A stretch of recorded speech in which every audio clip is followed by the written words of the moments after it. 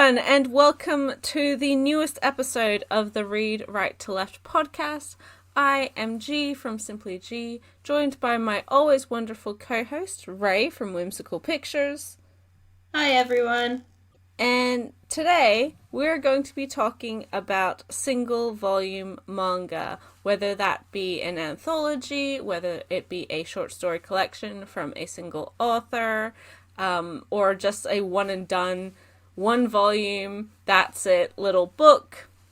There's a lot actually available in English, more so than I think many people may realize. So I think rather than spend too much time, we have a lot of questions to get to, as always. Thank you guys so much for those.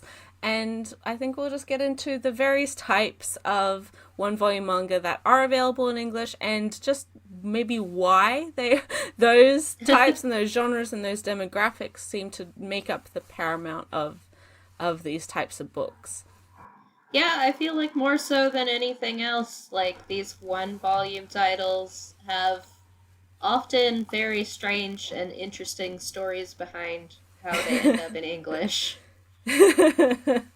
So I think first off we should talk about one volume manga that are just one story, a continuous story, or for all or a majority of it, done by the same mangaka. We see quite a few of these in English.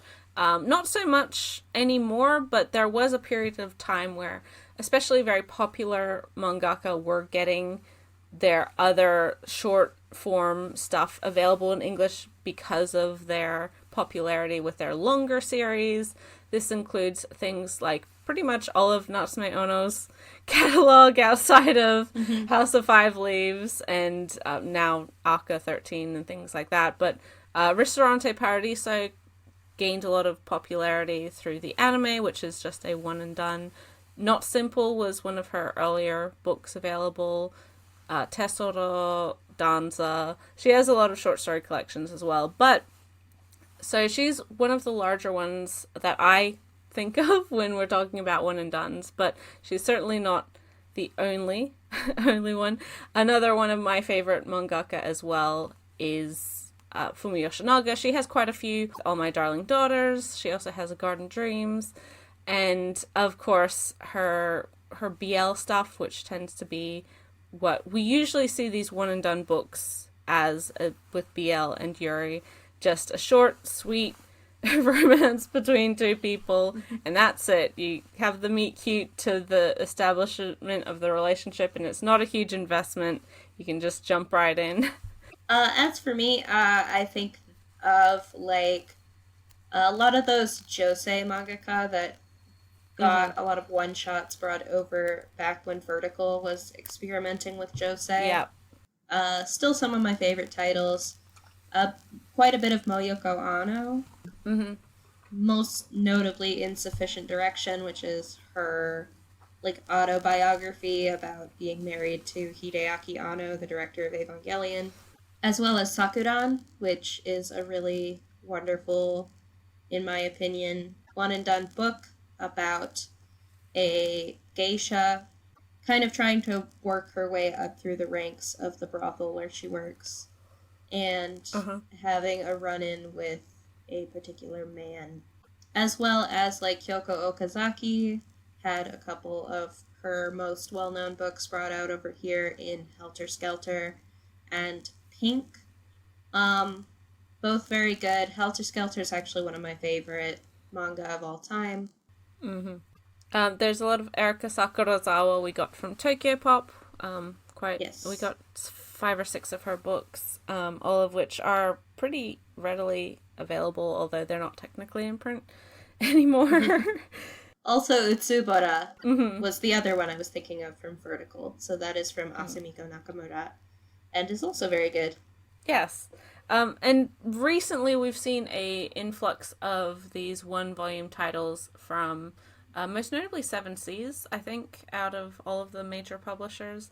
Things like a lot of memoir style stuff, so A Bride Was a Boy, and the first volume or the single volume of My Lesbian Experience with Loneliness. Koyama Press has Rokudanoshiko's What is Obscenity.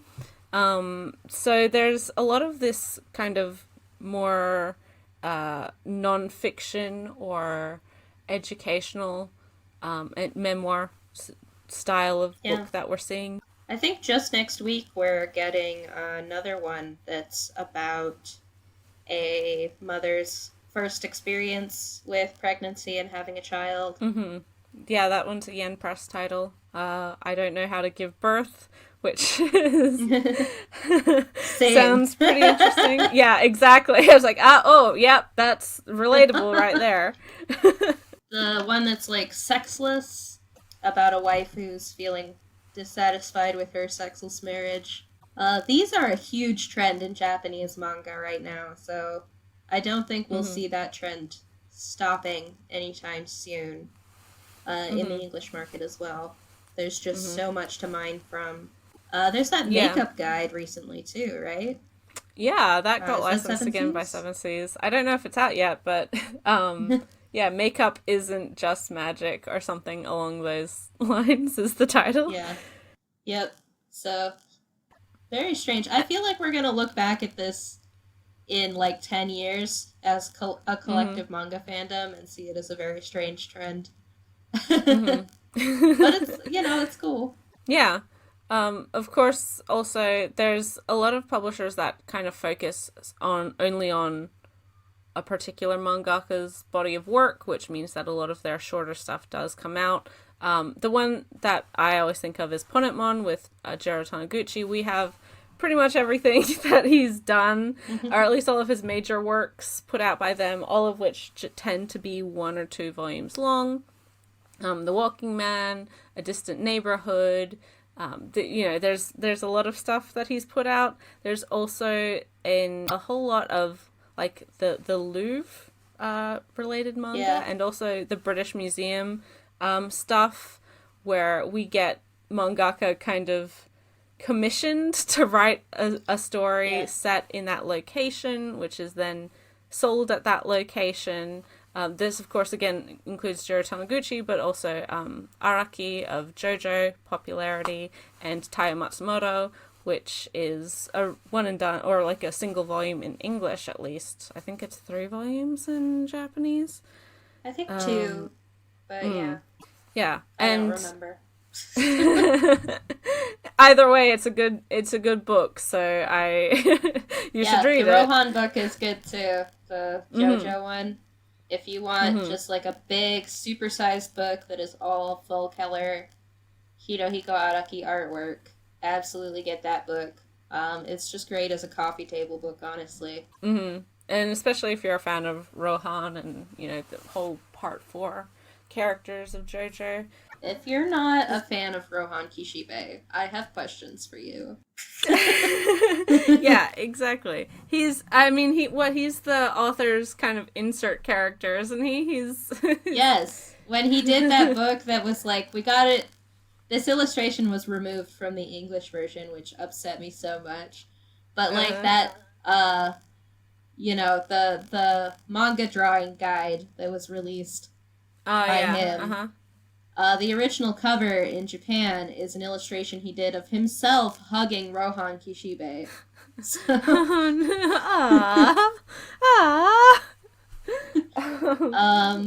so, JoJo. But we're certainly not hurting for single volume, complete narrative books. There's even more than we mentioned here. There's so much, and pretty much every publisher has put them out. So I'm sure there's plenty that people own and that are very popular that we haven't mentioned, but I think there's also not really a need to mention them. Yeah, feel free to put in the comments if you got some really weird oddity from manga years past that you've discovered in some used bookshop or whatever. Would love to hear about it. There's so many more that we don't know about. Yeah, I always love finding those little gems that are I can't believe that this exists in English. Yes, yeah, exactly. But then going from that, we also have by the same mangaka typically, but short story collections And again, these tend to be because this mangaka is very popular with other longer works. We have Time Killers from the creator of Blue Exorcist. We have Emerald and Other Stories by Samura. And that's a real mixed mixed bag of different stories. I think shows his diversity in writing very, very well. Again, Natsume Ono has a bunch of her stuff, as well as Fumi Yoshinaga. I was going to say that the other reason that we usually get short story collections is as an introduction to a creator who may have more history behind them, who's going to be more popular with like collectors who are interested in that history. This is certainly what happened with the first book we got from Moto Hagio, which was her short story collection, A Drunken Dream and Other Stories, where basically it's a timeline of her career, that book, right? So yes, it starts out with stories from early in her career in the late 60s and early 70s, and then moves up into the aughts when the book was published. So because the Gekiga movement is one that definitely gets a lot of actually Tatsumi's a good example as well. Oh, I was gonna say Mizuki. Yes. This is what happened with Kitaro as well, which is of course a huge sprawling series. The translator of all of Mizuki's stuff in English, Zach Davison, got the opportunity to handpick 50 of the best stories from Gegege no Kitaro's run, which have now been entirely, I believe, released yes. in anthology volumes from Drawn and Quarterly. But even Kitaro had an initial, like, first volume or single volume collected book. Yeah. Just to, again, test the waters there. And Tatsumi's another good example. We get some really lovely books from... Is that Drawn and Quarterly again? Yeah. Drawn and Quarterly is really at the forefront of the Gekiga publishing in English.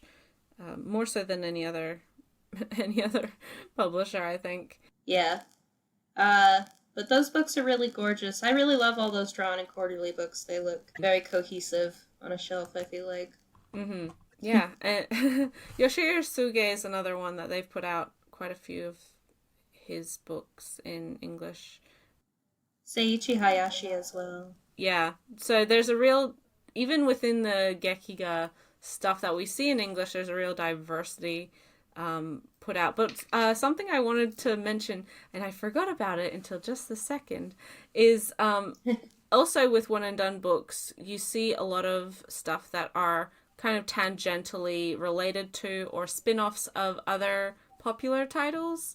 A very recent one that I've come across is the Sarazanmai, like, spin-off of focusing on Reo and Mabu. That's just chronicling their days as police officer parents to a baby they found. So you do sometimes see, spin-off titles or things from manga and anime that are already popular and beloved. We're also getting the sequel spin-off Future from Revolutionary Girl Utena, alternative. Is it alternative? Yep. It's an epilogue. It's post the series. And then this, I think, is also where a lot of the Akira Toriyama books would fit in. Like that isekai one about Yamcha. As well as he kind of operates under a Tezuka star system, as I understand. So stuff like Sandland is also sort of intertwined with the Dragon Ball universe in unexpected ways. From what I gather, I'm not a Dragon Ball person. Yeah, you're asking the wrong people for. Also, and I keep going back to the one and dones, but one of the more interesting publishers that we were actually talking about before the podcast is Gen Manga, who only publish doujin stuff. They did put out a couple titles in print. Really interesting and eclectic little mix. I only personally own one of their titles, which is Hanada's, like, earlier work before Devil's Line. But there's a lot of stuff there that might fly under a lot of people's radar. Again, not a publisher I think that has print stuff being released anymore, but I think a lot of their older books that are available in print are still fairly readily available. Yeah, and their stuff's also really cheap on digital. If you want to Yes. get it that way as well. Yes, yes. But back to short story collections. We're going to be jumping around a little bit in this podcast, which is fine. But one of the other, I think Yen Press has really tried to push the envelope a little bit. And so the Yen Press and Seven Seas have been the ones putting out these short story collections recently. Another example of one is Ryoko Kui's Seven Little Sons of the Dragon, who you may know, who writes Delicious in Dungeon. Those are quite interesting speculative fantasy little stories, have nothing to do with each other. And of course, my favorite, my love, Kaoru Mori's Anything and Something, which is no longer in print, I don't think. If it is, it's very hard to find.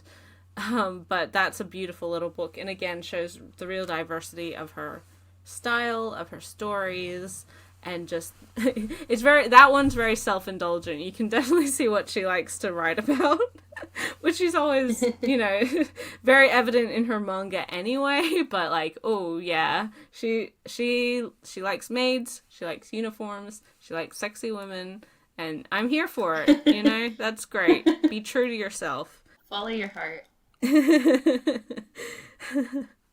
And then I think the third out of these three categories are more typical anthology pieces. These tend to come out from very niche boutique small press publishers, and not exclusively, of course. We have seen a real uptick in, especially within the Yuri sphere. We've seen a lot of stuff coming out from Yen Press that are anthologies, Yuri anthologies. Syrup and Declare being the big ones. Yes, but it's not just Yuri that gets these. We do have the like AX for the alternate manga. That's a pretty interesting mix, and of course I would be amiss not to mention Glaiola, which is the first real like book anthology from Glacier Bay Books, which is amazing. I love them, and it's a great little book. I would highly encourage you to get your copy now, because I don't think they're doing another print run on that. But this you tend to see, if it's just an anthology with a general theme, it tends to be from these smaller publishers. But we have also gotten stuff like the Neo Parasite F&M books, which are based within a familiar universe, a familiar world, obviously being the Parasite world, and that's been put out by Kodansha. So yeah, it's interesting to see who are licensing these types of books and why, and how you could consider they do. Obviously, stuff like AX is being licensed for a very different reason comparatively to Neo Parasite. So if we want to start with questions, there's a lot to get through, and as always, really wonderful questions. Thank you guys so much for sending them in. And I hope we answer them to the best, to a satisfactory level, because yeah, we got some really detailed ones from people who definitely know more than we do. So first set of questions is from Stories on Shelves at Storied Shelves. Always sending very thoughtful questions. Thank you. First question from them is, what is your favorite Satoshi Kon work? Could you discuss what makes his work so impactful? We were talking about this before we started recording, but I think both me and G are both of the opinion that his movies are a lot better, I guess, to not mince words, than his manga. For me, his manga just, it's good. I myself have read Opus and Tropic of the Shore. You said you've read two as well, G? Yeah, Tropic of the Sea is the same, and also Dream Fossil, which is a short story collection. published posthumously, so that was after his death. Japan and English got that one. I actually didn't like Tropic of the Sea very much, but I did like Opus a lot. But I felt like a lot of the ideas that are brought up in Opus are just more fleshed out and dealt with in a more complete and interesting way in his later films, like Paprika and Millennium Actress, most notably. So, if we're saying, it says Satoshi Kon work, so I guess I'll say my favorite movie of his is Millennium Actress. Mine is the same. I love Millennium Actress. Yes. I also love Tokyo Godfathers. I watch that one every year around Christmas time. As it should like be. many anime fans, I think. What makes his work so impactful? What would you say to that, G? As you mentioned, I'm of the same opinion that I tend to enjoy, of the few manga that I've read of Satoshi Kon's, I prefer his films. I think he was much more of a experienced creator by the time he started directing. So generally, when we're doing the comparison, I would recommend those over his manga.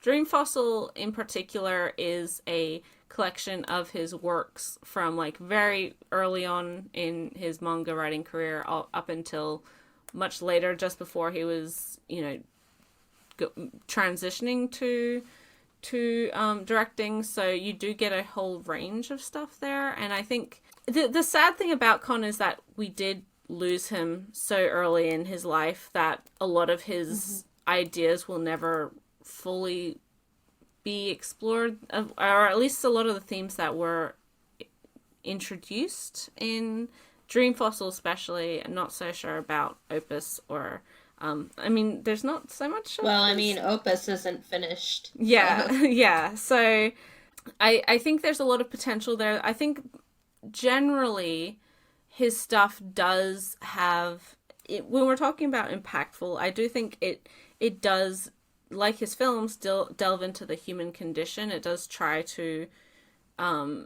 explore our world in a bizarre but understandable way, in a way that we can kind of wrap our head around, even if it is like totally out there and almost uncomfortable. And there's a very strong sense of themes in place, but again, when we're talking about Kon, I would say that his films do that better, just because of him being older and more experienced and probably thinking about those themes and topics for a lot longer and being able to ruminate on them. So I'll also say his manga itself is very cinematic in how it's drawn. So I have to imagine that even when he was drawing manga, he was thinking of it almost in the sense of creating a movie. Yeah, the framing and the paneling is very much so. Urasawa does this as well, but he just happened to stay in manga, whereas Kon decided to take his more cinematic tendencies and go more towards cinema. Yeah, for me, what I like about Kon's work, especially his movies, is first of all, I love surrealism. And I don't mean that in terms of like weird pictures. I mean it in terms of like the actual art movement, right?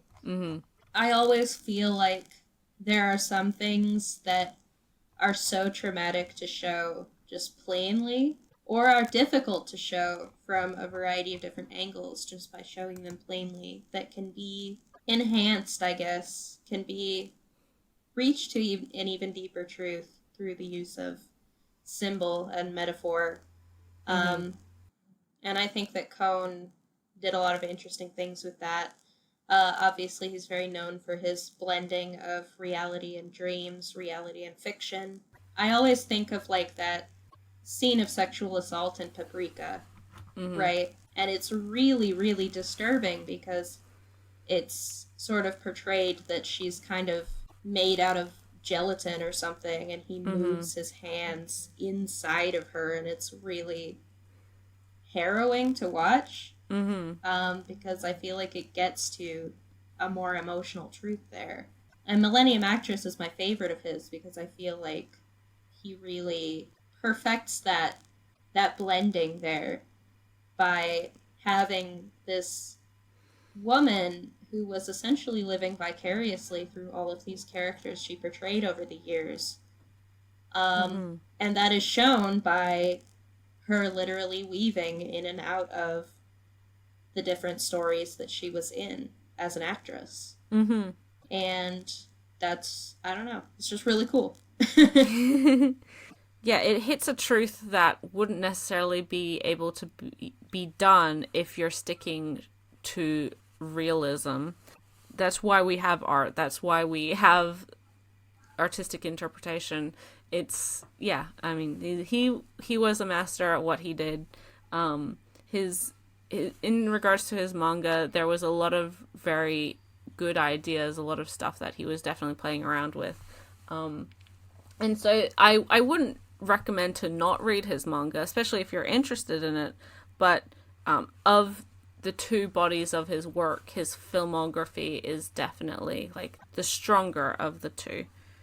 Yeah, I mean, I would recommend checking out his films and then checking out his manga if you love his films Mm-hmm. to get more context for the early part of his career, I guess would be my opinion. Mm-hmm. And I know that's quite unpopular, I guess, within the manga community. Um, I think a lot of people really appreciated things like Opus more than I did. And, that's great. Good for you.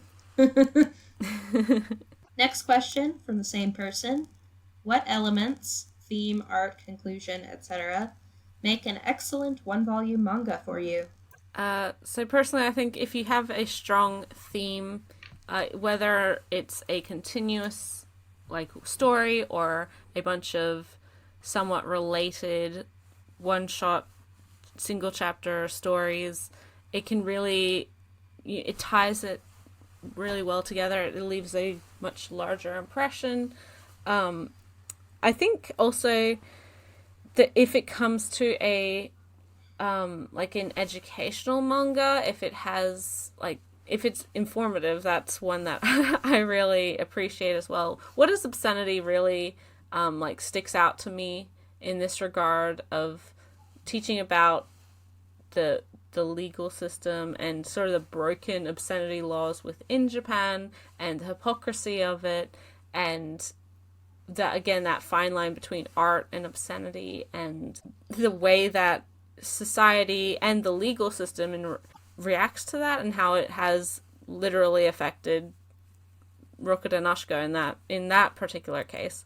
But even stuff like Maiden Railways, which is focused on love and also most notably trains, is one that even though the stories aren't quite connected aside from all being related to a particular train line, it really comes together, and you do the interplay of the characters is wonderful. Obviously, Nakamura, I love her stuff, so I was expected to enjoy that one.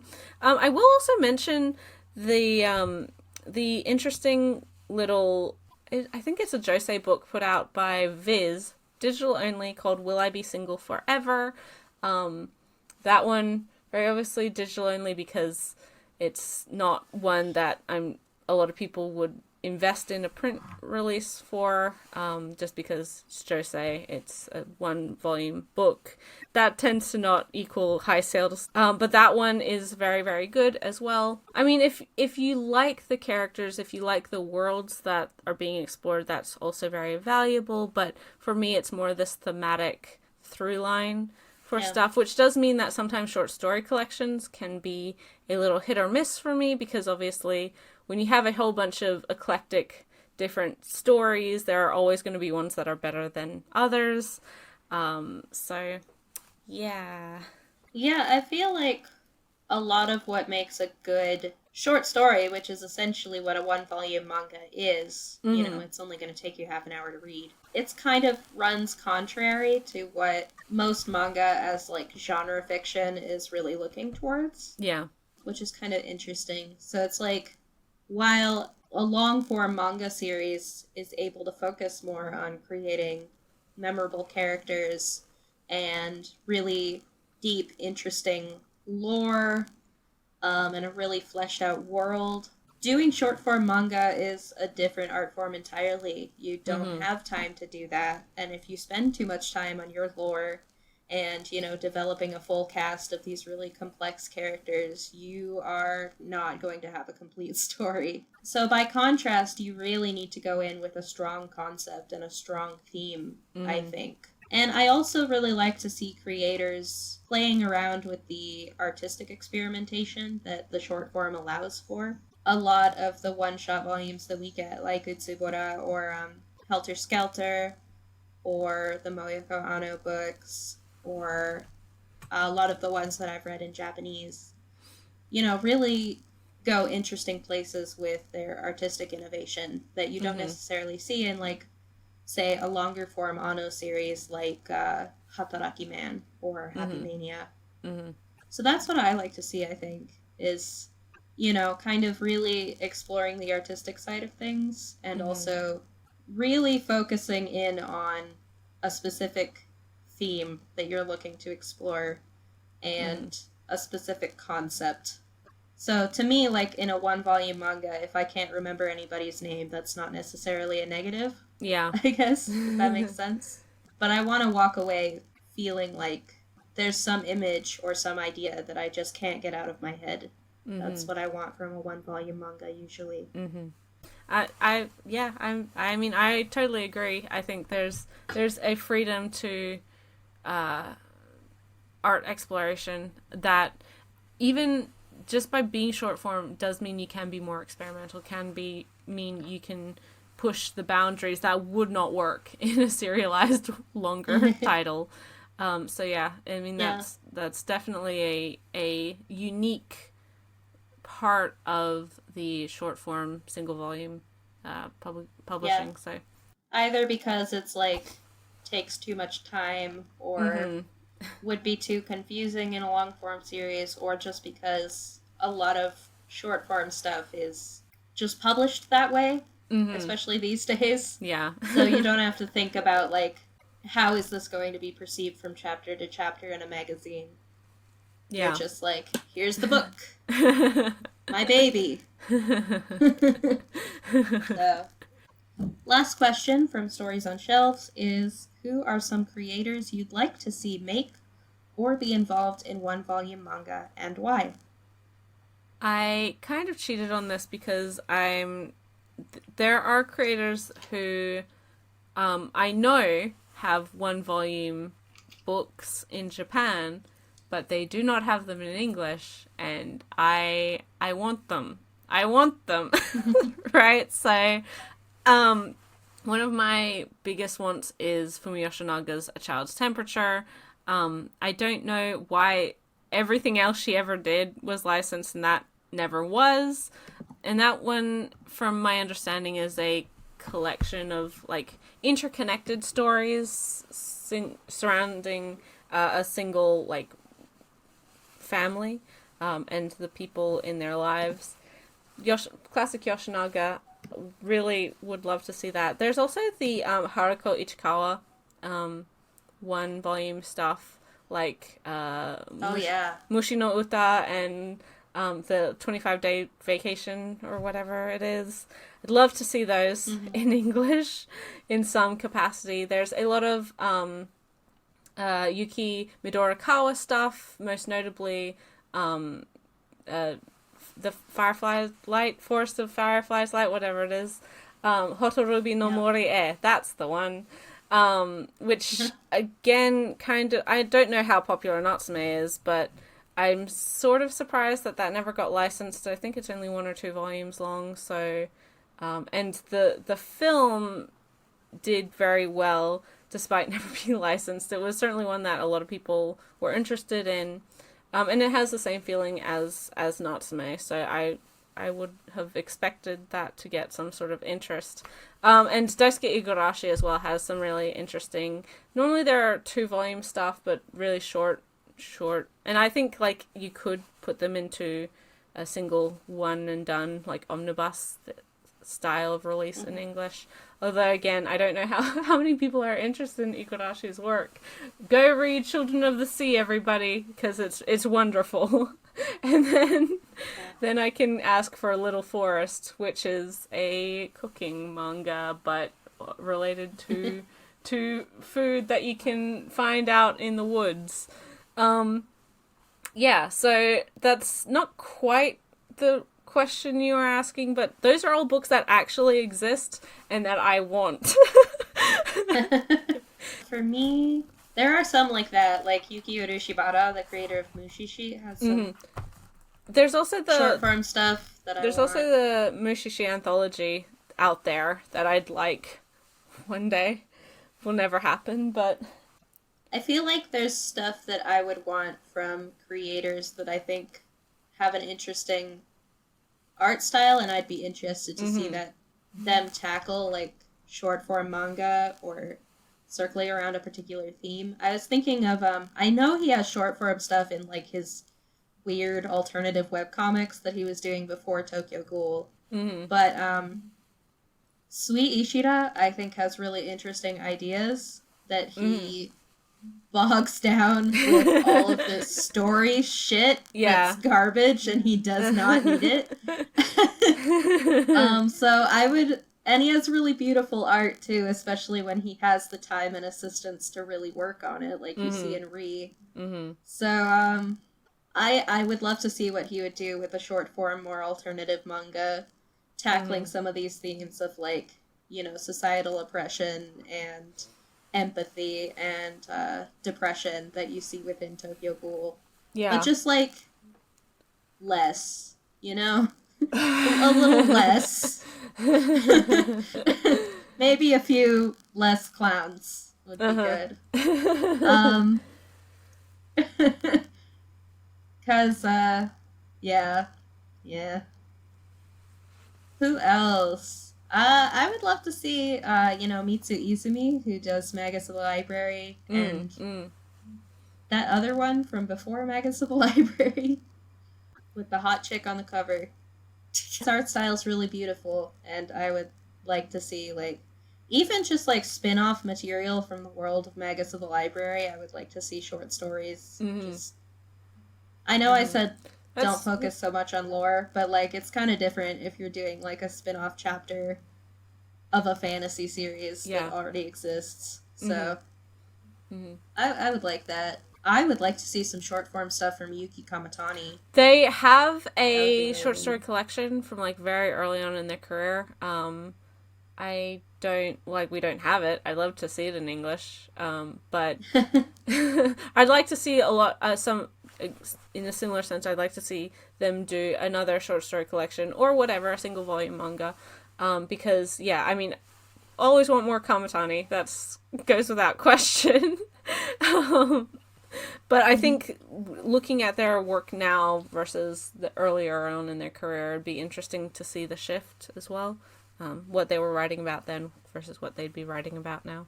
I was like just looking at my shelves, and none of his stuff has been released in English, but the creator of Yureto, I think his name is Taro no Hizaka. He's quite prolific with seinen manga, but I'm not sure if he has any short form stuff from early in his career. But I love his art, and I kind of like how he crafts mysteries, so I'd be interested in seeing him do like a short form whodunit type of thing. I'd buy it. I'd be interested in that. First, we have to get his other stuff. It's not gonna happen. Because it's weird. Maybe Monster Dragon, I guess. Or the doctor one, the medical drama he did. There's a lot of creators I would love to see short form stuff from. I feel like any creator, you can see a whole different side of them in short form work. Next question is from Takuto at Takuto Anime Cafe. They say, what are 2 or 3 in-print anthologies that you think most manga readers should pick up and read, regardless of genre or demographic? These ones are hard for me because it's like I feel like I always want to know a little bit about someone's taste before I recommend things. Yeah. But I don't know. What do you think, G?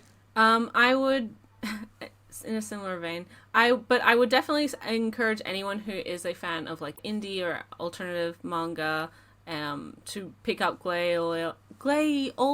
Oh my god, before it's out of print, because that is a phenomenal book. Really, the stories are wonderful, and have a whole bunch of eclectic stuff. Really, really beautifully put together book as well.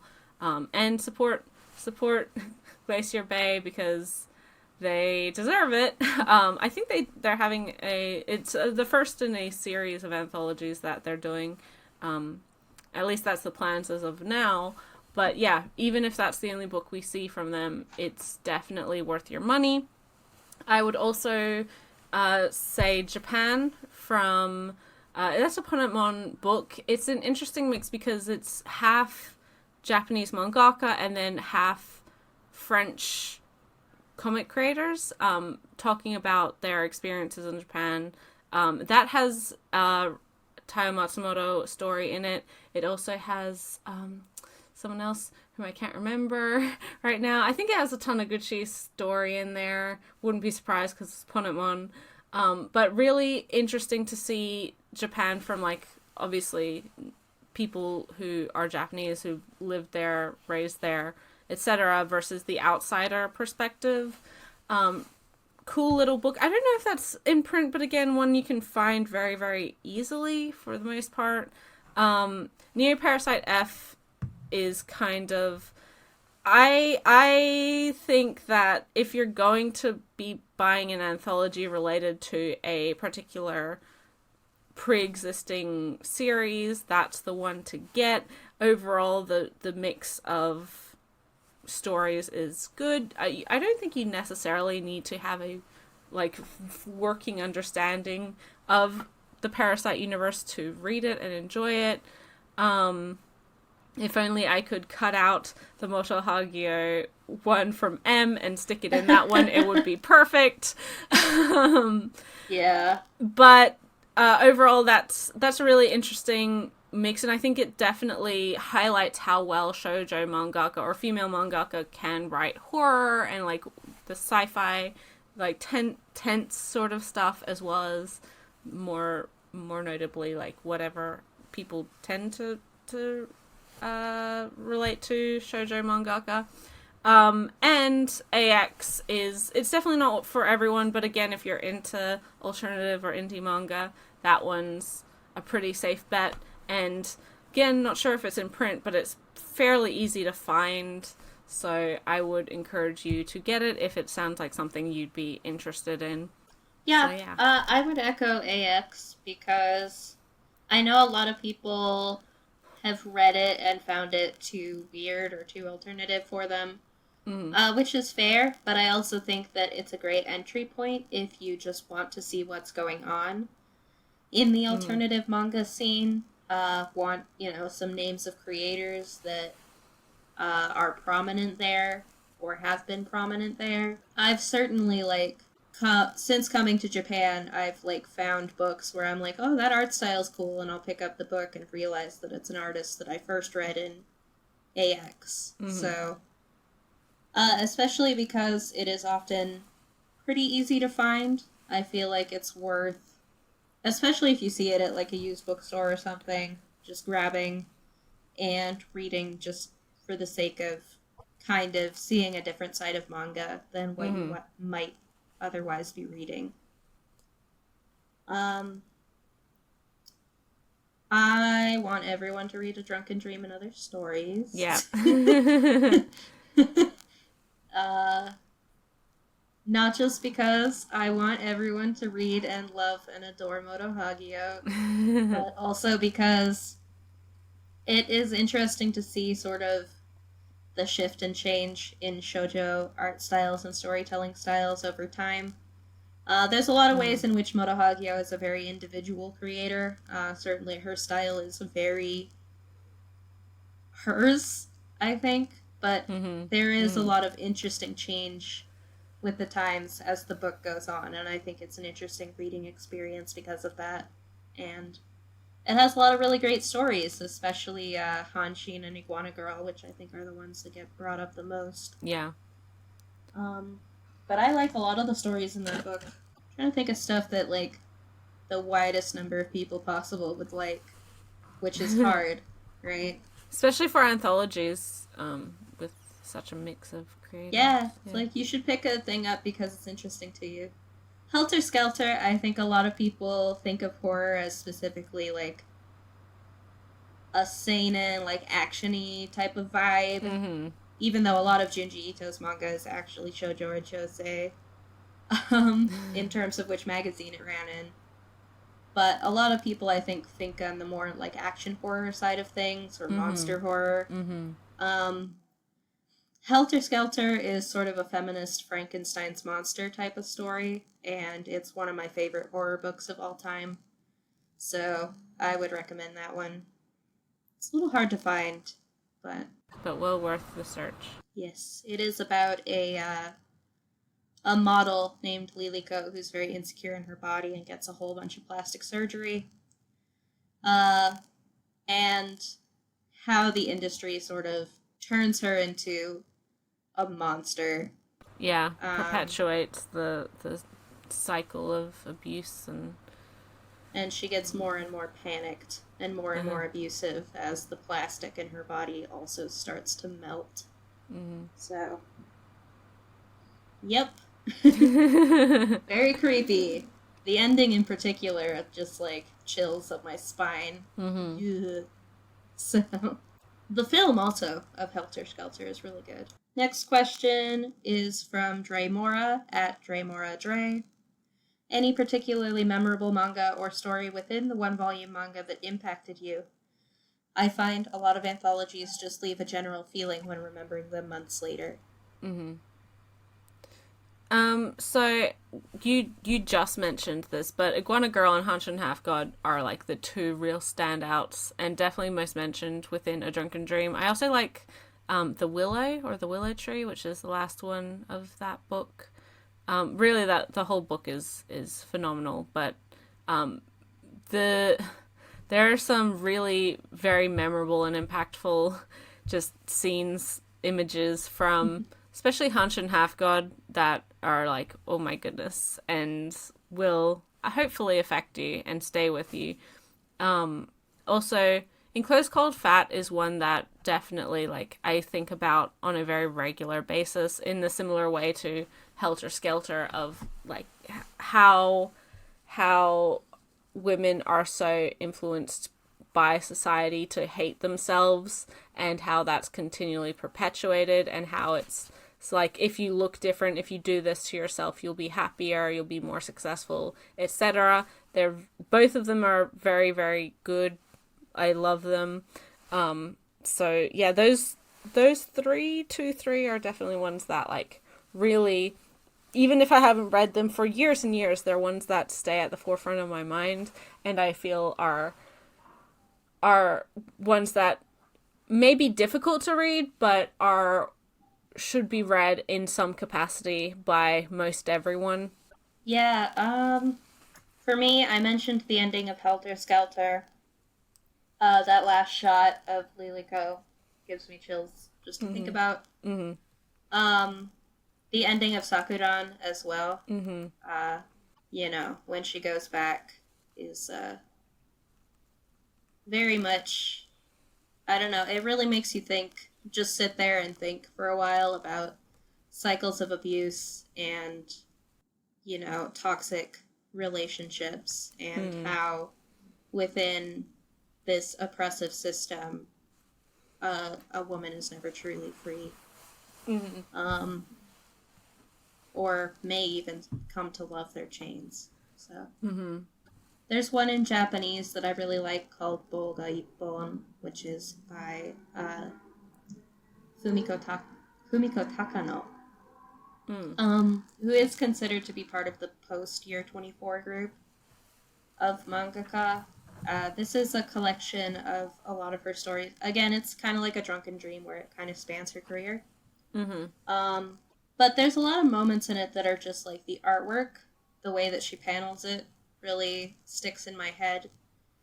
There's one segment in particular that's like just scenes of a city at night, but you can hardly see anything. It's just these neon signs blinking in and out of this black mass. And I don't know, there's something about it that's just so evocative, and it just brings me back to my childhood somehow.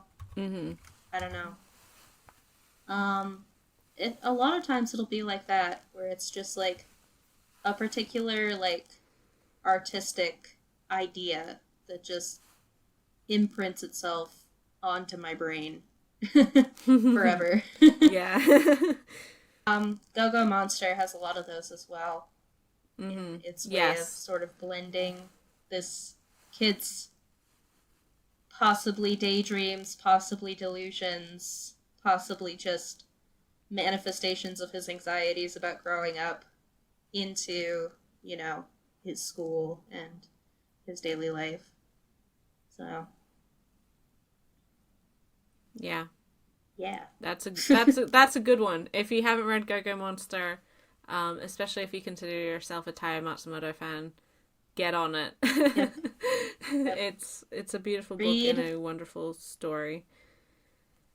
Read all the Taiyo Matsumoto. Lychee Light Club as well.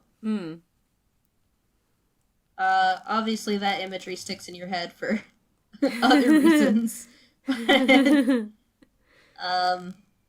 Like that image of the robot holding the girl, or that last, just like the fetishization of youth in that manga, and the way that it just like turns these kids into demons is really creepy. I like horror, if you hadn't noticed. People compare it a lot to Lord of the Flies, but I don't actually think that it's dealing with a lot of the same themes as Lord of the Flies is. Which is why I like it more than Lord of the Flies. Next question. Which Junji Ito short story collection is your favorite so far? I don't think I've read any of them all the way through. Yeah, I'm gonna be honest, I don't read a lot of Ito, not for lack of respect for him, I just don't, like, I don't know. I've read some of his stuff through the library, but not enough to, like, form an opinion on my favorite or least favorite. If we're talking about, like, single volume short story collections, the Cat Diaries one is my favorite. Yeah. The Yonenmu. The daily life of his like, wife's two cats. They're, Yep. That is the perfect distillation of the energy in all of the YouTube videos he's done with Viz, and that is my favorite Junji Ito. They're great. It's also really like, I think that book, even if you're not a horror fan, is one that will relate to anyone who is a animal lover, who owns pets, who understands the weird shit that they do.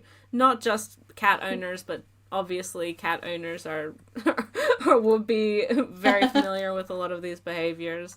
And even if you don't like cats, because Junji Ito definitely did not like cats before he got his cats. Yes. And yeah. I love just the way that manga portrays cats as terrifying little demon gremlins, and yet lovable. It's like the perfect, as a dog person, it is the perfect distillation of how I feel about my friend's cats. I love them. They scare me a little bit, but I love them. Yeah. Yeah. So, yeah, that's my recommendation for Junji Ito. Cat Diaries, Yonenmu. Go read it. I did like The Enigma at Amigara Fall, but that's the only Junji Ito story I've read that scared me, so I don't really go out of my way to read his stuff. If my library got more of it, I would read it, I think. I still need to read Uzumaki. That's, like, my goal, but I need to find somewhere that has it. I need to ask around at the libraries I go to. I read Uzumaki ages ago. Because my friends were like, it's the scariest shit ever. This was high school. You won't believe it. And I wasn't scared by it. That's okay. Um, I appreciate the craft of his work, Mm-hmm. and I see why people like it. It just, something doesn't hit with me, I guess. Mm. If you have recommendations of his short story collection specifically, don't just recommend Mikio and Uzumaki. I already know about them. But the newer, like, short story collections, if you've got a favorite, feel free to leave it in the comments below. Because Yes. there's so much of his stuff out right now, it's kind of overwhelming. Mm-hmm. Yeah, really. I've heard I am somewhat curious of about Frankenstein. Um, so I if my library had that, I'd want to read that one. But yeah, in general, there's so much coming out from Ito. It's like where to start? Where to start? Next question is from Larry Halsey at Crucive. Favorite Erika Sakurazawa volume, or just a general discussion of her work? I have read one of her books. Which book was that? I read Between the Sheets. That's a good one. Because Mm-hmm. beauty. Mm-hmm. Yeah, I didn't like it. I didn't like it. I'm sorry. It's not so much like I think out of the because I've read the 6 of her books that we got in English. My favorite would be Nothing But Loving You, which is about a young woman who starts a relationship with a guy that she meets at a bar, but she doesn't really. It's not so much that she cares about that person. The whole theme is like. Sometimes relationships aren't about caring about that person necessarily, but caring about what you think that person is or what you want from that person. Obviously, not a healthy relationship. Do not do that. Do not get into relationships that consist of that. And the realization of that, and then the growing apart of these two characters. I mainly liked it because of how it ended, because they didn't end up together, because they didn't deserve to end up together. He was way too good for her. And nothing Between the Sheets is it's interesting. Obviously, it is a Euro relationship, but it's looking about like codependency and again toxic relationships and kind of this expectation of what some people think that they deserve in a relationship, and again that line between friendship and romance that can sometimes be skirted for female relationships. It's the thing about Erika Sakurazawa's works is I would argue that none of the characters are likable. They're not good people. And in that way it shows the messy reality of like being a flawed and imperfect person who does dumb things and hurts the people around them, and sometimes just doesn't learn.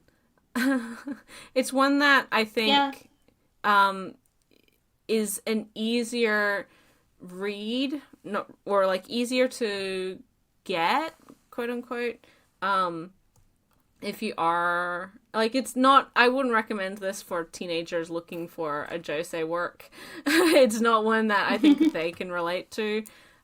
It's more for older readers, just in that like, man, life is fucked up sometimes, and sometimes there's no real reason for that. Just people can be terrible.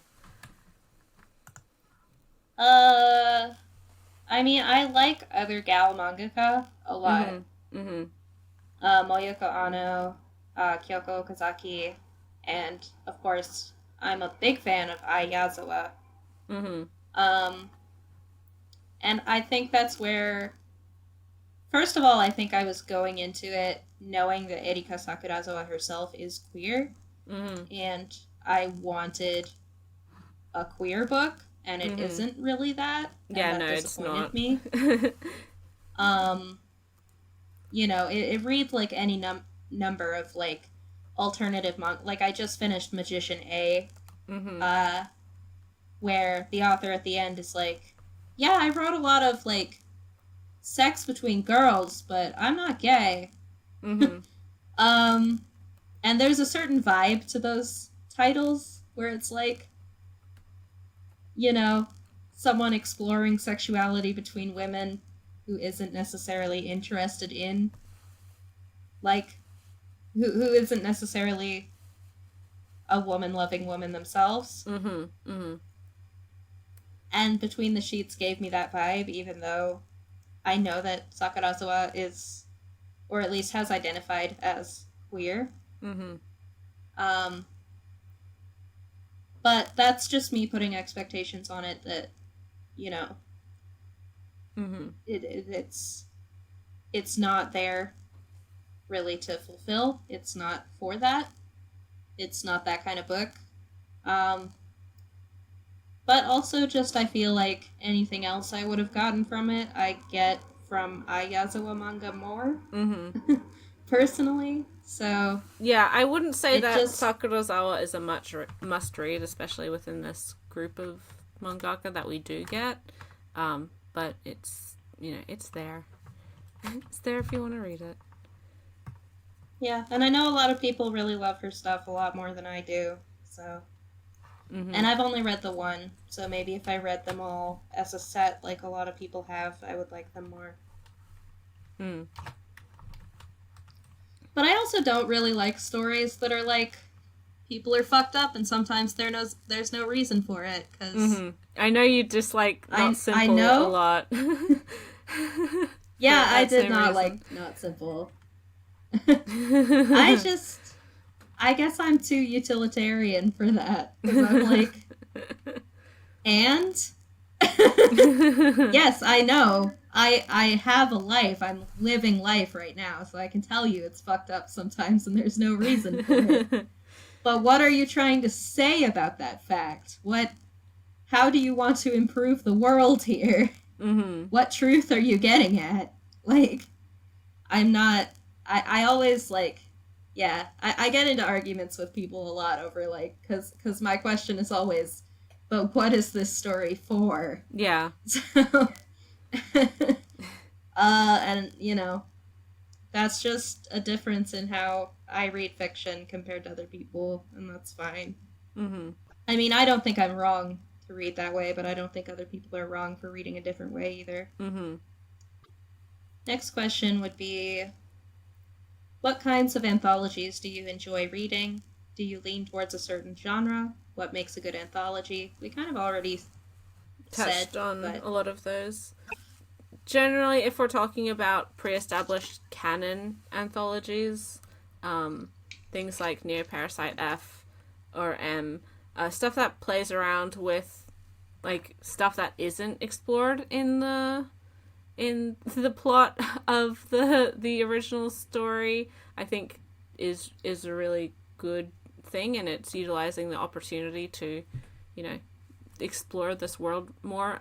Again, one of the reasons I want to read Mushishi, the Mushishi anthology, because I want that more. And also, in a somewhat similar sense, there's also like a not a manga, but there's an isekai light novel anthology that J Novel Club has, which is an interesting idea, and again, like an opportunity to see how different creators handle a similar theme or a similar world, just within the one book and in the short form. But yeah, I think we kind of went over a lot of the other stuff in earlier questions, so that's just the additional thing I wanted to add to that. Yeah, in terms of leaning towards a certain genre, I guess surrealism for me. Like, honestly, to me, like, a short story, the weirder it is, the better. Mm-hmm. Yeah, I just like really weird, surreal shit. Mm-hmm. That does really weird shit with its art. That's what I like. Same in literary short stories as well, actually. Mm-hmm. Mm-hmm. The next one isn't really a question. I guess it's a recommendation. But I guess I'll say it. Mu Siang at Captain Siang. Sorry for butchering your name. Ayako and Mu are classic Tezuka works that have been translated into one volume. Bit controversial, but good ones. I've read Ayako, and I want to read Mu. So there you go. Mm. It's a free recommendation. Yeah, I've yet to read either of them. I hope they are good because I wasn't that impressed with all the Tezuka stuff I've read up to now. But I might. I didn't like Ayako. A lot of people did. With Tezuka, a lot of times, a lot of people are able to get over the sexism, but Yeah, it's no, kind me. of the point in Ayako, Mm-hmm. which makes it an issue for me. Mm-hmm. But Moo, I really want to read because the villain in that one is the inspiration for Johann Liebert from Monster. Mm. So I'm very interested to read it for that reason. Moo is spelled MW, by the way. Yes. Yes. because manga. It's like Interstellar 4-5 all over again. And then last, but certainly not least, we have a ton of very in-depth questions from friend of the show, Quanticat, at Quanticat. First question. I think there's like 7 here. There's a lot. So there's so many. And I do want to mention they run Glacier Bay Books. They're the ones who put out Glaiola. So, yeah. They know their stuff. Everything in their store is wonderful and super niche. And, if you're into alternative manga or alternative comics just in general, they are a person to follow because they know their stuff. Yes. Hopefully we don't disappoint too much. If you're watching this, let us know your pronouns, by the way. I didn't see them in your bio. And we're always answering your lovely, wonderful questions, so I would love to get your pronouns correct. That was just something we were talking through before the podcast, randomly. Anyway, first question. English manga anthologies are rarely published. What do you think their role is for readers and publishers? Why do you think these are less common? Junji Ito stuff being an exception, but I think that can be attributed to it being Junji Ito, who is a big name. Like we've kind of been saying, it can be just kind of scouring through the backlog of a particularly popular creator and scraping together stories to kind of milk some more dollar from them. Their fame. Tokyo Pop was doing a lot of that. Yes. Digging the absolute bottom of the barrel towards the end of their reign. And, you get weird experiments like that where it's like, well, maybe we'll try publishing the short works of a more popular author like they did with Time Killers or the Ryoko Kui book. The other thing I can think of personally is stuff like A Drunken Dream and Other Stories, or AX Alternative Manga, or the Tatsumi short story collections, where it's meant to sort of, as an overview, to introduce readers to a creator or a particular subgenre that you are perhaps thinking about releasing more in later on, digging deeper into more niche creators. In the case of, like, the Gekiga stuff, you start with the most famous name, which is Tatsumi, and then you get people hooked on that. You start releasing lesser-known names. Yeah. In a similar vein, when you look at larger publishers that start to branch out into new genres, they almost always start with single volume or a short series.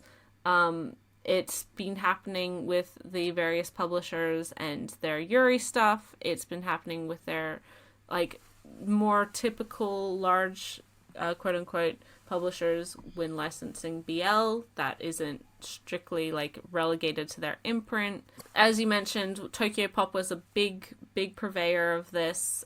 They actually started the Passion Fruit imprint for Josei Works. Stopped at 2 volumes because they didn't sell at all, and that was the end of that. And again, just to test the waters for interest in Josei. And I've given Tokyo Pop a lot of crap over the years, but if nothing else, they were willing to try new things far before all of the other publishers. So you have to give them credit for that. You often see also, I think from a reader's perspective, picking up a single volume book of a creator can be a great entry point into that creator's other longer works.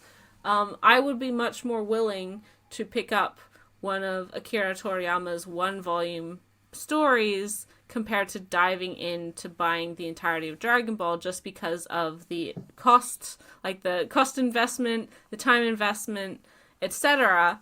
Mm-hmm. Because yeah, if you don't end up liking it, it's only, $10-15 down the drain compared to perhaps hundreds of dollars down the drain.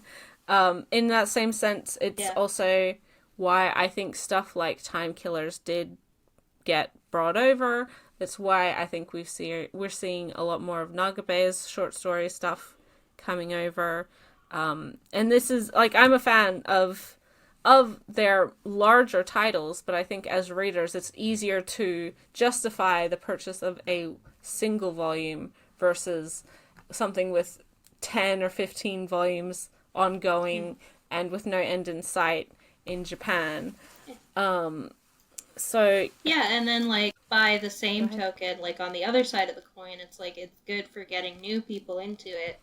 But then it's also good for fans of the creator, like somebody who's a really big fan of Blue Exorcist would probably pick up Time Killers because, it's not a huge money commitment and you get to read more stuff from your favorite creator. Mm-hmm.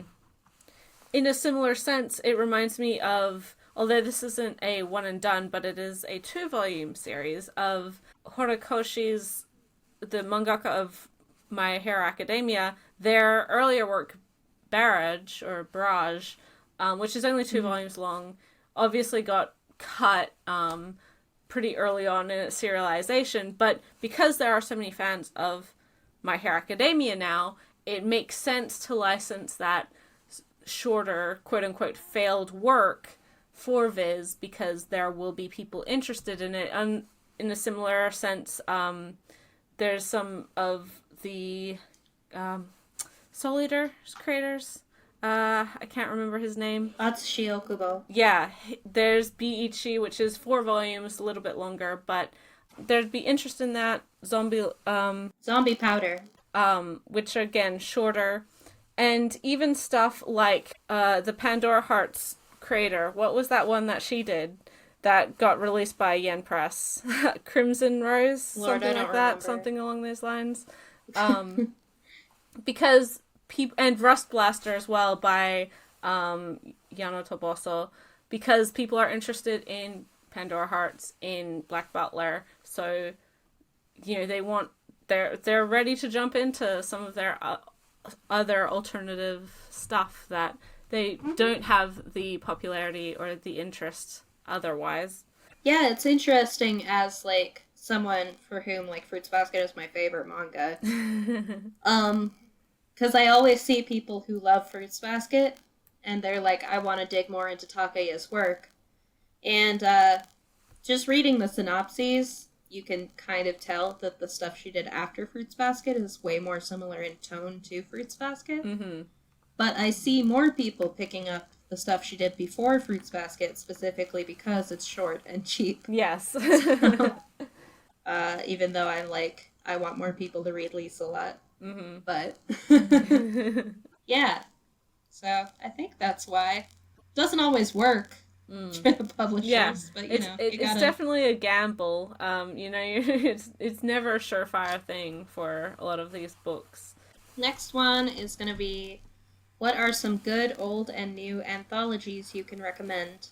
I guess it'd be interesting to compare stuff from big versus small publishers. We've already talked about quite a few. A Drunken Dream, AX. 4 shoujo stories. It's illegal and it's super hard to find, but it's an interesting AA one. Prime. Just like all of the Motohagio. All of it. I was just going to say, also, if we're talking about anthologies insofar as like just a short story collection from a single creator, things like All My Darling Daughters, I would highly recommend, and Anything and Something from Kawamori are ones that, are great little intros to those creators and what they do. Yeah, I really love All My Darling Daughters. Like I said, I just finished Magician A, Mm-hmm. which is a Kickstarted project. I'm not sure if you can buy it if you didn't kickstart it. I I think you can. They're doing like a small print run.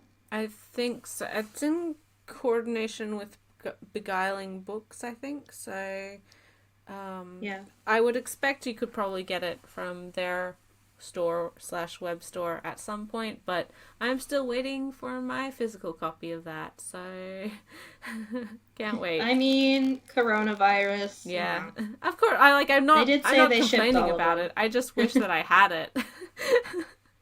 Yeah. I read the digital copy that I have. I don't have the physical one yet. Mm-hmm. Uh, as of their most recent Kickstarter update, it should be in the mail, but Yeah. you know, it takes a while to get all the way over here. From Canada, I think. So Yeah. Canada has all kinds of weird restrictions. Mm-hmm. Waiting, waiting. But it was really good. I read the digital one. Mm-hmm. So I'd recommend that one. It features a lot of sexual content involving teenage girls. Um it's not explicit. It just has those things. Mm-hmm. So keep that in mind. It is, yeah.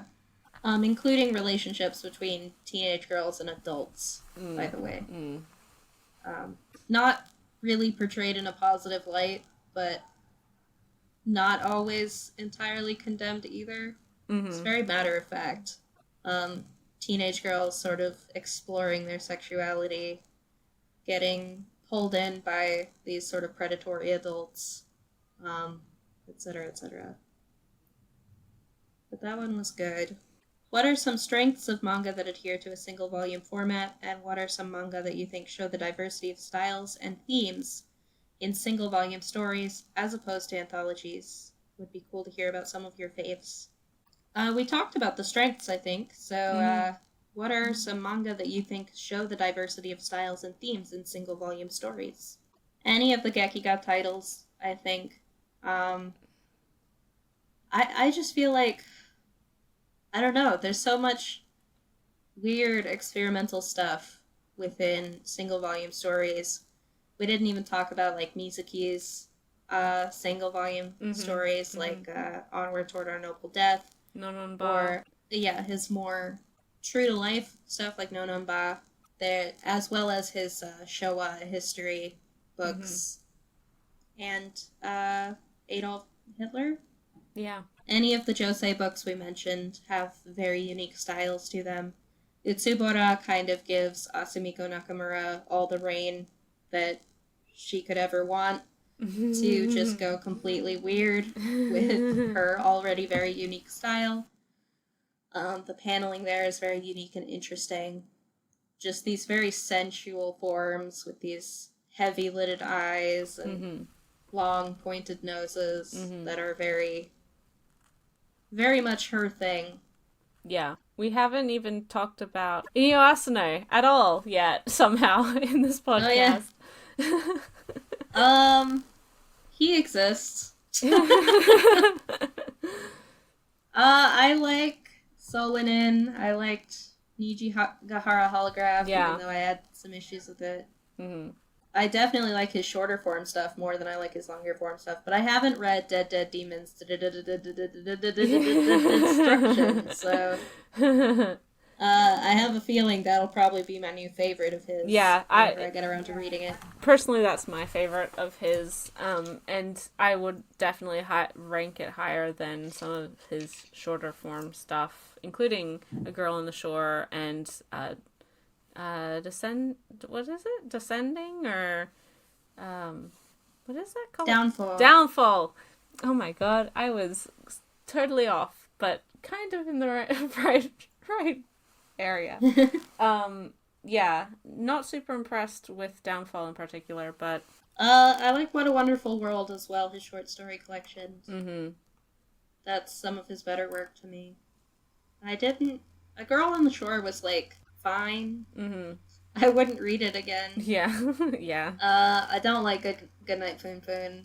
Yeah, I think so far Solanin and What a Wonderful World are probably my favorites by him. Mm-hmm.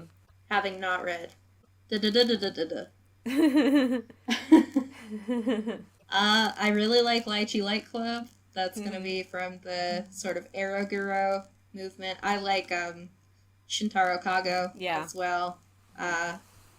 Dementia 21 is a collection of interconnected short stories, 2 volumes long in English. And then Super Dimensional Love Gun, which is put out by Faku, and you should be fully aware of that fact when you go into the book.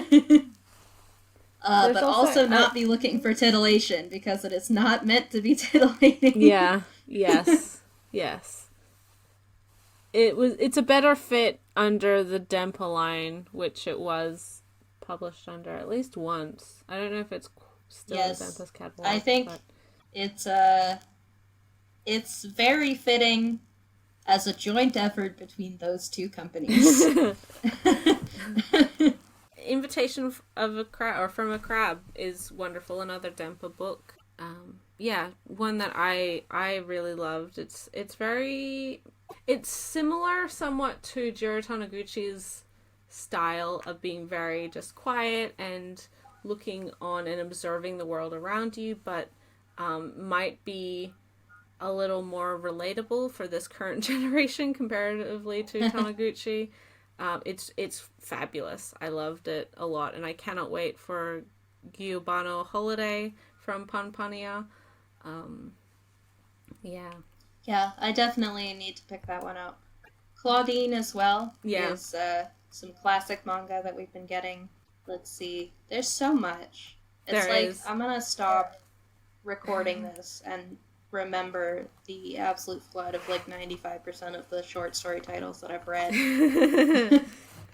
I think What is Obscenity as well is a good example of something that was put out by a small press that doesn't usually do comic books, and that is a weird collection of not just comics but essays, sort of personal journal stuff, and photos of her artwork. I will sort of give the caveat as far as buying this book new that Roku Danashiko is not necessarily a very good person. Mm-hmm. She's very transphobic recently and quite xenophobic as well, and basically has the even less capacity to take criticism than a 2-year-old child, so consider buying used. Maybe. But that's certainly a very unique format. Massive as well is sort of a more academic text that collects essays and full-page artwork and comics from a variety of gay manga creators, as well as sort of going through the history of the genre. Mm-hmm. Yeah, so what are some authors or works you'd like to see more short-form stories from, even if the author already has series and stuff being published in English? I think often long-running series can be tightened into a shorter novel-length work, which might be more enjoyable to read. Imagine if the key themes and beats in Naruto were distilled into a Natsume Ono not simple length work. Yeah. I guess I would call that a question. Mm-hmm. They should, you know how they have that app now where they just give you, the basic story beats and themes of, I think there's one for classics, and then that's a Spark Notes, and then there's one for nonfiction, I know. Yeah. That'll just, distill the ideas of a nonfiction book down into a few paragraphs. Mm-hmm. They should do that with, Naruto. Yeah. Well, they should do that with a lot of manga, honestly. And I know this is a series we both hate, and for reasons not related to length or anything, but Bakuman is way, way, way, way, way longer than it ever needed to be. It needed to be 0 volumes. Yeah, if you could condense that, take out literally all of the sexism. That would help it a huge amount. But take out so many of the narrative arcs as well that are just totally unnecessary. Take out all of the characters because they're all garbage. From their very concept, just garbage. Just rewrite all of the characters. Yes. actually just give it to a different person to rewrite all of the characters. But yeah, I we really need to do a Bakuman episode just Yeah. to make everybody really angry with us. Yeah. We'll get to it. We'll get to it at some point. Um but going back to one of your earlier points that you made, I think Tokyo Ghoul is another one that would have been Yes. definitely improved by being condensed to a shorter, if not single volume, book. Because there's a lot of really good ideas there and a lot of very good execution of those ideas, but there's so much other stuff. And you're like, okay. Oh my god. Yeah. Can you imagine how much better Re would have been if it was 1 volume long?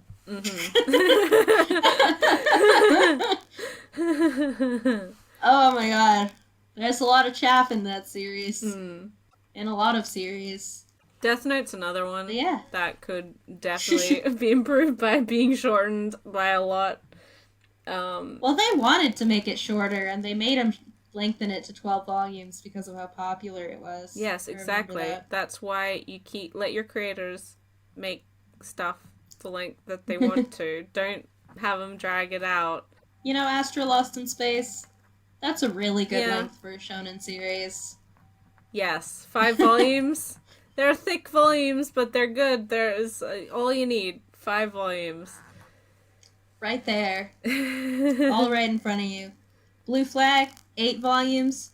Gets in, gets it done, gets out. You know?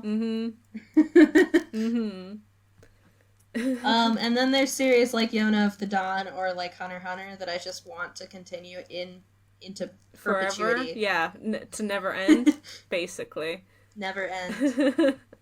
I think we've got 2 more. What are some publishers, maybe not even manga publishers, that you wish would put out more short-form manga work? And what are some cool non-manga 1-volume comics or short stories that you want to recommend? Oh, I'm not good for non-manga. Yeah, I'm not super in tune with all of the, like, English micropress and indie stuff. I know a couple local publishers, but they're not, like, it's arguable about, like, how small / big they are. But as for, like, manga publishers, I think there's a lot in Kodansha's catalog, Japanese catalog, that would definitely spark some interest. I'd like to see some more 1-volume stuff. Obviously, they focus on majority of stuff that will actually sell for them, which is great, wonderful. But I'd like to see some of their 1-volume stuff maybe making the transition to digital, because I would be interested. I guess I see most of the major publishers already looking into short form manga in terms of the Western side of things. So I don't necessarily need them to bring out, like, a particular publisher to bring out more. I just like seeing it when it shows up. I would like to see more from Koyama Press, because, as we've talked about, What is Obscenity is a really interesting little book, and it's quite unique within the manga sphere. And I think that style of book is something that there is still opportunity and still interest from non-manga fans even to delve into. So, yeah, it'd be interesting to see some stuff from them. For sure. And then, lastly, Quanticat wants us to talk about small press comics and manga. I don't really follow, like, the local scene here in Matsuyama too much. Or back in Flagstaff. I do follow a lot of just, like, random artists on Twitter. Yeah. Which includes a lot of mangaka. My favorite Yuri mangaka right now is this one who does this, like, almost Junko Mizuno-esque little Yuri romances between usually monster girls. I'm trying to find her, but I really love her stuff. Yeah, it's mostly just, like, finding random mangaka on Twitter, I feel like. Yeah, I follow certain artists within and without fandom who, like, publish their own stuff periodically, whether that be in zine form or just online via social media, Gumroad, things like that. E.K. Weaver's one who I think people may know because she does have a more popular title that was put out by our Iron Circus Comics and some of her zine friends. I follow a lot of them on Twitter, and it's interesting to see the stuff that they're putting out. But as for like actual publishers, there's only so many that I'm aware of in Australia and in my local area, just because of one was actually attached to my university, so we did see a couple artists coming out of there. But yeah, I'm not super in tune with what's coming out in Australia right as of now. I do know that an Indigenous anthology just came out, but there's some interesting local artists, and I don't know if you'd call that quite like indie enough, because they're certainly not large comic creators, and they're not globally known, but they're not like marketed as like a small publisher either. So yeah, it can be a little bit, There's also a whole bunch of like really indie niche small press publishers that put out odd little one-shots and things that would never be published by some of the big publishers. And I'm really not knowledgeable about these publishers compared to some people, including Quanticat. But like there's Picture Box, who's put out a bunch of Yokoyama Yuichi's stuff, and other Gekiga and alternative titles. Breakdown Press has put out some stuff by Hayashi Seichi. Retrofit and Big Planet, they've put out quite a few little titles. I know they have Troublemakers by Baron Yoshimoto that they've done. Black Hook Press, again, one that has put out weird little things, and one of their most notables that just came out earlier this year was that Miyoko Asagaya Feeling by Abe Shinichi. Picture Box also put out the Osamu Tezuka stuff like Mysterious Underground Men and The Last of the Mohicans. So there's a lot of like weird little unexpected things that are floating around out there. Not hipster enough. We have to go deeper. Yeah, so one of my favorite Yuri mangaka right now is, I just pulled her up, Koshijima Shiyu is her name, at Shiudd, like Shiuriri. And if you like Junko Mizuno's art, I really like her little art and her comics. She sells stickers and stuff on her website. Big fan of her. But there's a lot of, like, random artists I find who sometimes do comics, but I feel like, so if you're interested in small press comics and manga, I recommend, there's this great person on Twitter you should check out, at Quanticat is who they're called. So, we were talking about maybe doing an indie episode at some point. Yes. With guests, obviously, because we don't know anything about that. We are very ill-informed, as you may have noticed, this last question especially. But yeah, I think with that's all of the questions. So that means we have come to the end of this podcast. Once again, thank you all so much for sending in so many wonderful, insightful questions. We may not be always wonderful at answering them, but we do try our best, and hopefully they were somewhat satisfactory to everyone. One volume manga there's so many of them. We barely even brushed the surface of them, and as we kind of gave a broad overview of what there is available, but there's so much more coming out.